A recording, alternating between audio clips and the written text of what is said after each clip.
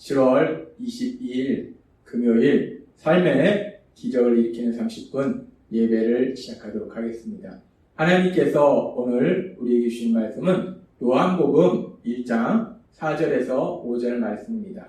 이 말씀 제가 봉독하도록 하겠습니다. 그 안에 생명이 있었으니 이 생명은 사람들의 빛이라. 빛이 어둠에 비치되 어둠이 깨닫지 못하더라. 아멘. 오늘도 이 시간 하나님께서 우리에게 주신 말씀을 듣기 전에 잠시 기도하는 시간 갖도록 하겠습니다. 하나님 아버지, 오늘도 저희를 사랑하셔서 저희를 만나주시고 저희에게 진리를 말씀해 주시니 감사합니다.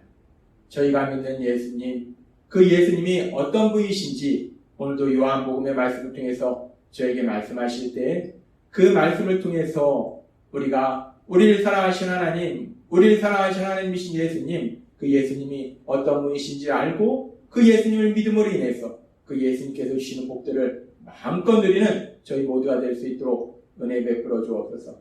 예수님의 이름으로 감사하며 기도드리옵나이다. 아멘. 하나님께서는 온 세상의 주인이시면서 또 우리 인생의 주인이신 우리가 예수님을 구주와 주님으로 고백하는 그 예수님, 우리의 주님이신 그 예수님이 어떤 분이신지 우리에게 말씀해 주십니다. 그래서 요한복음의 말씀에서 하나님께서는 요한복음의 말씀을 시작하면서 예수님에 대해서 말씀, 로고스라는 표현을 통해서 우리가 믿는 예수님은 하나님이시고 또 우리가 믿는 예수님은 창조의 능력을 가지신 분이시다라는 것을 우리에게 말씀해 주셨어요. 그렇게 우리가 믿는 예수님이 어떤 분이신지 말씀해 주시면서 계속해서 요한복음 1장 4절은 또 이렇게 말씀하십니다. 그 안에 생명이 있었으니 이 생명은 사람들의 빛이라 라고 말씀합니다. 그 안에 생명이 있다. 그 안에 생명이 있다는 것은 말씀 안에 생명이 있다는 것이고 말씀이신 예수님 안에 생명이 있다라는 말씀입니다. 예수님 안에는 생명이 있었으니 라고 말씀합니다. 예수님 안에 생명이 있었다라는 말씀이에요. 그러면서 우리가 이 말씀의 의미를 좀 더 정확하게 알기 위해서 이 말씀이 기록된 헬라어 원어로 이 말씀을 살펴보면 여기서 생명이 있었다, 있었으니, 있었다라는 단어를 우리가 헬라어 원어로 살펴보면 이 말씀은 있다, 이다 라는 의미를 가진 헬라어 에이미이라는 동사의 미완료형 동사를 사용해요. 헬라어 문법에서 미완료형이라는 것은 과거의 어느 시점에 단순히 한번 이례적으로 일어나는 것이 아니라 계속해서 반복적으로 일어나는 일에 대해서 미완료형을 사용한다는 겁니다. 따라서 지금 예수님 안에 생명이 있었다라는 말씀은 과거의 어느 시점에 예수님 안에 생명이 있었던 적이 있었다는 것이 아니라 과거의 어느 시점에 한번 예수님 안에 생명이 있었다는 것이 아니라 계속해서 예수님 안에 생명이 있다는 거예요. 처음부터 예수님 안에는 생명이 있고 지금도 예수님 안에는 생명이 있다라는 말씀이에요. 그렇습니다. 예수님 안에는 생명이 계속해서 있었다는 거예요. 그러면 우리가 이 말씀을 조금 더 쉽게 이해하기 위해서 예수님 안에 생명이 있었다라고 말씀하시는데 계속해서 생명이 있었는데 그렇다면 그 생명이라는 것이 무엇을 의미하는 것인가? 이 부분에 대해서 우리가 조금 더 깊게 살펴보도록 하겠습니다. 생명이 의미하는 바가 무엇인가? 이 생명이라는 단어의 헬라어는 지금 조에라는 단어를 사용하는데 이 조에라는 단어는 죽음을 의미하는 다나토스라는 단어와 반대되는 의미예요.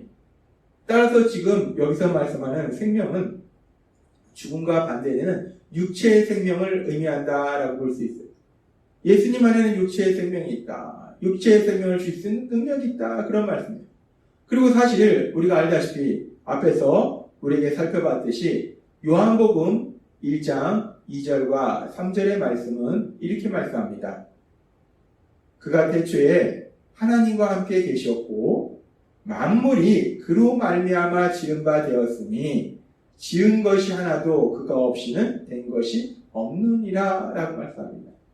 만물이 그로 말미암아 지은 바 되었다. 이 온 세상이, 이 온 우주가 말씀이신 예수님, 그 예수님을 통해서 창조되었다는 거예요. 그리고 이 온 세상 속에 살고 있는 우리도, 인간도 예수님이 창조하신 거예요. 그리고 그렇게 예수님이 우리를 창조하셨다는 것은 예수님께서 우리에게 육체의 생명을 주셨다는 거예요. 그렇습니다. 예수님 안에는 생명이 있기 때문에 예수님은 우리 인간을 창조하셨고 우리 인간에게 육체의 생명을 주셨다는 거예요. 따라서 예수님 안에 생명이 있었다라는 이 말씀에서 생명의 의미하는 일차적 의미는 육체적 생명을 의미해요. 그런데 우리가 이 말씀을 묵상하면서 성경의 말씀에 보면 생명이 또한 죽음이 단순히 육체의 생명, 육체의 죽음을 의미하는 것 이상의 더 깊은 아주 중요한 의미가 있다는 것을 우리는 성경의 말씀을 통해서 알 수 있습니다. 창세기에 보면은 하나님께서 아담과 하와를 만드시고 아무것도 부족하면 에덴 동산에 살게 하시면서 모든 것을 먹을 수 있는데 단지 선악을 알게 하는 나무 열매를 먹지 말라. 그 열매를 먹으면 너희가 반드시 죽으리라. 라고 말씀하셨어요. 반드시 죽으리라. 라고 하나님이 말씀하셨는데 우리가 알다시피 악한 사단이 뱀의 모습으로 하와에게 다가와서 거짓말로 속이고 그래서 아담도 하와도 그 선악과를 먹게 돼요. 그럼 하나님께서 선악을 알게 하는 그 나무 열매를 먹으면 반드시 죽으리라 라고 말씀하셨기 때문에 그 선악을 알게 하는 나무 열매를 먹은 이후에 아담과 하와가 바로 육체의 생명이 떠나야 돼요. 죽어야 돼요. 그런데 아담과 하와는 바로 죽지 않았습니다. 아담은 930세까지 살았어요. 물론 930세까지 살았지만 결국은 또 죽긴 죽었어요. 아무튼 그러나 반드시 죽으리라 말씀하셨는데 아담과 하와가 그 선악을 알게 하는 나무 열매를 먹었는데 육체의 생명이 끝나지 않더라는 거예요. 우리는 이 말씀을 통해서 그렇구나. 그렇다면 여기서 말씀하는 죽음이 단순히 육체의 죽음이 아니구나 라는 것을 우리가 느낄 수 있습니다. 반드시 죽으리라. 이 말씀이 단순히 육체의 죽음을 의미하는 건 아니라요. 더 중요한 죽음을 말씀한다는 거예요. 그리고 그 죽음이 어떤 죽음인지를 우리에게 더 명확하게 말씀하시는 것이 바울 사도를 통해서 하나님께서는 에베소서 2장 1절에서 이렇게 말씀하십니다. 그는 허물과 죄로 죽었던 너희를 살리셨도다 라고 말씀합니다. 우리 예수님께서 십자가의 죽으심과 부활하심을 통해서 죽었던 우리를 살리셨도다 라고 말씀한다는 거예요. 여기서 죽었던 우리를 살리셨도다 라고 말씀하는데 우리는 육체적으로 죽지 않았다는 거예요. 그러면 우리는 육체적으로 죽지 않았는데 우리가 왜 죽었다고 말씀하시는가? 그리고 왜 우리를 다시 살리셨다고 말씀하시는가? 우리가 이 말씀을 묵상해보면 여기서 말씀하는 죽음은 단순히 육체적 죽음이 아니라 육체적 죽음보다 더 중요한 영적인 죽음을 의미한다는 것. 영적인 죽음이 무엇인가? 영적인 죽음은 이 세상을 만드셨고 이 세상을 다스리고 계시는 그 하나님, 선하신 하나님, 사랑의 하나님, 우리에게 모든 좋은 것을 주시는 그 하나님, 그 하나님과의 관계가 끊어지는 것, 하나님과의 관계가 단절되는 것, 그것이 바로 영적인 죽음이라는 것. 우리가 예수님 믿기 전에는 그렇게 영적으로 죽었다는 것. 그래서 여기서 말씀하는 죽음이 단순히 육체의 죽음이 아니라 영적인 죽음이듯이 마찬가지로 생명도 단순히 육체의 생명 이상의 더 중요한 생명은 영적인 생명이라는 거예요. 그래서 예수님 안에 생명이 있었다라는 말씀은 물론 예수님은 온 땅의 창조주시기 때문에 우리를 만드시고 우리에게 육체의 생명을 주셨지만 더 중요한 것은 예수님 안에는 하나님과 사랑의 교제 속에 살도록 하시는 그 능력, 그 생명이 있었다는 거예요. 여기서 말씀하는 생명은 바로 그거예요. 하나님과 사랑의 교제 속에 살아가는 것, 그것이 바로 생명이라는 거예요. 하나님과 사랑의 교제가 끊어진 것, 그것이 바로 죽음이라는 거예요. 하나님은 우리에게 말씀하십니다. 예수님 안에는 생명이 있다. 요한복음 1장 4절의 말씀을 우리가 다시 한번 살펴보면 그 안에 생명이 있었으니 라고 말씀합니다. 예수님 안에는 생명이 있다는 거예요. 영적인 생명이 있다는 거예요. 하나님과 사랑의 교제 속에 살도록 하는 생명이 있다는 겁니다. 그렇습니다. 대초부터 하나님과 함께 하셨던 예수님, 대초부터 하나님과 사랑의 규제 속에 사셨던 그 예수님은 사람들도 그렇게 하나님과 사랑의 규제 속에 살도록 하는 그 생명이 예수님 안에 있다는 겁니다.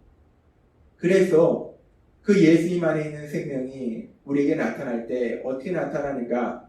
하나님께서는 바울 사도를 통해서 로마서 5장 10절에서 이렇게 말씀합니다. 곧 우리가 원수 되었을 때에 그의 아들의 죽으심으로 말미암아 하나님과 화목하게 되었은즉이라고 말씀합니다. 죄로 인해서 우리가 하나님과의 관계가 끊어진 죽음의 상태에 있을 때에 생명이신 예수님, 그 안에 생명이 있으신 그 예수님으로 인해서 우리가 다시 하나님과 화목하게 되는, 하나님과 사랑의 관계가 회복하게 되는 놀라운 역사, 그 기적을 체험하게 된다라고 말씀하신다. 예수님 안에는 생명이 있고 그 생명을, 특별히 영적인 생명을 우리에게 주신다는 거예요.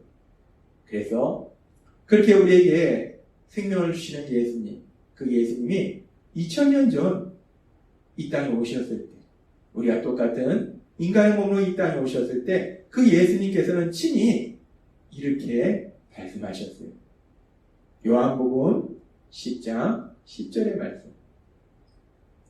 도둑이 오는 것은 도둑질하고 죽이고 멸망시키려는 것이요 내가 온 것은 양으로 생명을 얻게 하고 더 풍성히 얻게 하려는 것이다 라고 말씀합니다. 하나님이신 예수님, 말씀이신 예수님, 그 예수님이 왜 인간의 몸으로 이 땅에 오셨는가? 왜 그 예수님이 이 땅에 오셔서 십자가에서 죽임당하셨는가? 하나님이신 예수님께서는 자신이 이 땅에 오신 목적이 양으로 생명을 얻게 하고 더 풍성히 얻게 하기 위해서 내가 이 땅에 왔다라고 말씀한다는 거예요. 이사야서 53장의 말씀처럼 우리는 다 양같이 어리석어서 제 갈 길을 갔는데 내 생각대로, 내 욕심대로 죄의 길로, 고통의 길로 갔는데 하나님 예수님 그런 우리를 사랑하셔서 그렇게 죄로 인해서 하나님과의 관계가 단절된 영적인 죽음 상태에 있는 우리들에게 생명을 주시려고 하나님과 사랑의 관계 속에서 살아가도록 하나님과 사랑의 길 속에 살아가는 그 복을 누리도록 그 생명을 주시려고 이 땅에 오셨고 그 생명을 더 풍성히 누리도록 하시기 위해서 오셨다라고 말씀합니다.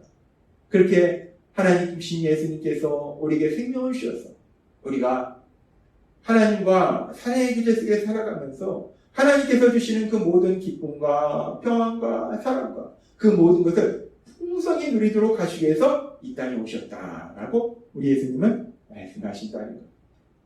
그렇습니다. 우리 예수님 안에는 생명이 있고 생명이 있으신 생명을 가지고 계신 그 예수님이 이 땅에 오셔서 요한복음 10장 10절의 말씀처럼 우리에게 생명을 주셨고 또 풍성히 누리도록 역사하고 계심을 믿습니다. 그래서 우리가 예수님을 믿음으로 인해서 그 예수님 안에 거함으로 인해서 우리 예수님이 주시는 생명, 그 생명을 받아서 우리 하나님과 사랑의 규제 속에서 우리 하나님이 주시는 기쁨과 평안과 사랑을 마음껏 누리시는 여러분 되시길 주님의 이름으로 축원합니다. 기도하겠습니다. 하나님 아버지 감사합니다. 오늘도 주신 말씀처럼 예수님 안에는 생명이 있고 그 예수님 이 땅에 오셔서 저에게 생명을 주시니 감사합니다. 그 예수님으로 인해서 하나님과 관계가 단절되었던 고통 속에 살고 있던 저희들이 이제 하나님과 사랑의 규제 속에서 하나님 주시는 복들을 마음껏 누리게 하시니 감사합니다.